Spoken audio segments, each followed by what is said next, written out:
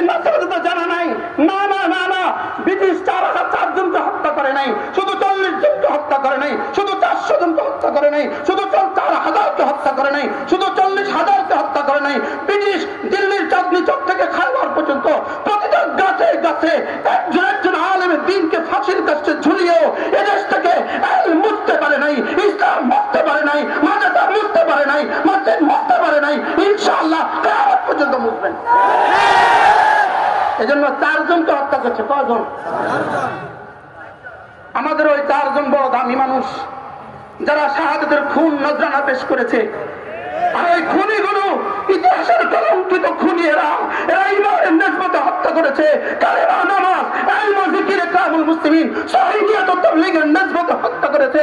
কালেমার দাবিতে হত্যা করেছে।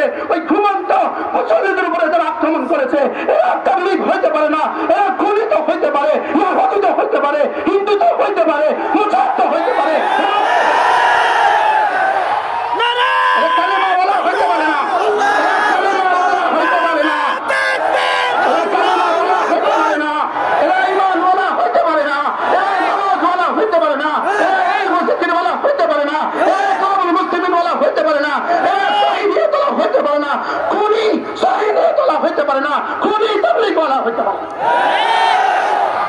খুনি কি হইতে পারে না বলেন?